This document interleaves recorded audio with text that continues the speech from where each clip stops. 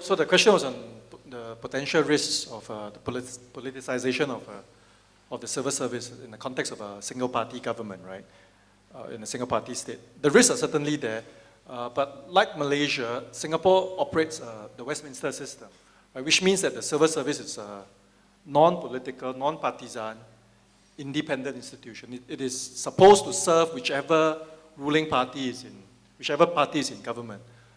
So even if the party changes, the civil service stays. It's permanent civil service. Very different system that we have in Malaysia and Singapore from the American system. Because the American system, every time there's a new administration, right, usually the top 3 or 4 layers of the civil service is, you know, is removed, and the top 3 or 4 layers of new political appointments. The virtue of, or the main advantage of the Westminster system is that it's supposed to give a certain permanence to the civil service. It's supposed to allow civil servants to have the space and room for maneuver to think long term, to think beyond the next elections. So in theory, it's supposed to work. It's supposed to insulate us from overt politicization and overt political pressure. And I think one of the main differences between Singapore and Malaysia, I think, is that largely that Westminster system has worked quite well in Singapore. I mean, the civil servants in Singapore take professional pride in being able to give, you know, unvarnished, you know, honest advice, strategic advice to their political masters. But having said that, I should also caveat that the civil service, even in Singapore, is not monolithic. There are parts of the civil service that are more politicized than others. So for instance, the central bank in Singapore, it takes its pride as being very independent, and it's got a lot of professional expertise. In general, there's an inverse relationship between the degree of politicization and the degree of professionalism. The more politicized the civil service department is, the less professional it is. So a politician will be well advised to not interfere too much into the technical and professional workings of the civil service. I think it's generally worked well in Singapore because when I was a civil servant, certainly I, you know, relished the ability to think long term, not to be subject to short-term political calculations, to look beyond the next elections, to do things which we civil servants think are in the long-term interests of the country and of Singaporeans, and not be too bothered by the narrow partisan political calculations that ministers invariably are subject to. Thank you, Donald. You're exactly right on time, but if there's any pressing question, I see one there. I'll allow that one. Yeah, please, sir. Thank you. Good afternoon. I'm Philip.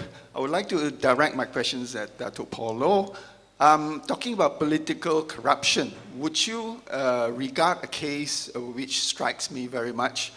An IPP license was issued to one person who subsequently sold it to Malakoff for 700 over million. And a couple of years later, he sold the company which has the sole right to maintain that IPP for another 700 over million, totally 1.56 million. Would you regard that as a political corruption? And secondly, talking about political campaign expenses, another case which struck me was a printing company which sued one of the main component parties of the ruling government for 200 over million for printing expenses for one election campaign. Do you foresee a day where Malaysia will require the political parties to disclose the donations they received or the expenses they spent? Thank you.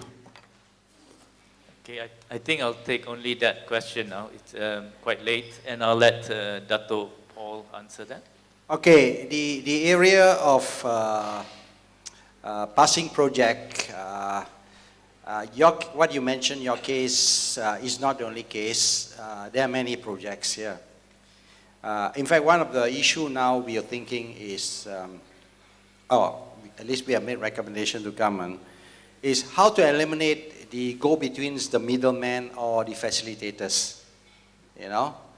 I think, and obviously, some of the facilitators, they are political appointees, and what they get, the cut that they make, they call it commission or consultancy fees or whatever they get, obviously part of it will go to the political financing, definitely to the party, you know. This we are sure of that. All right, so it's not so opaque, no?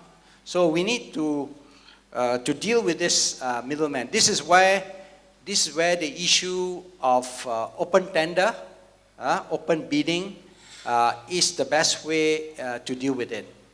And when the open bidding is done, TI ourselves, like for example in MRT, this is one that the government themselves are very fearful that a scandal can come out of that. So that's why we are asking for use of integrity pact, whereby independent monitors possible to be sitting in some of the decision making, and the independent monitor can be from an NGO or from outside if they have the expertise. But in Malaysia we have not yet. But as far as that, they're using internal monitors, like especially from the Accountants General Department. Now, on the area of expenses, yes, we are also advocating a limit on the expenses and disclosure of the sources of political financing. By the way, this objection is from all political parties, not just from the present one, including the political parties on the other side, all objecting because none of them want to disclose where the sources is. I can understand that because our political rivalry is so intense and we are still have not reached a level of political maturity that when I see you support another party, I cut you off, right? That's the way, you see? You see, we are not exporting, We have not reached that level of political maturity and we think either you're for me or you're against me. That is the way we treat businessmen. But a lot of businessmen probably give to two sides, right? Because they are the bet, whichever wins, right? But they don't like to tell whom they give to, right? You see, this is the problem. So, but this is not healthy, So what we want to do is we want them either to disclose or we will ask for a complete ban from political financing from businesses. Thank you. Thank you. I think I'll bring the session to a close here. Let's all thank our three panelists for a very inspiring session.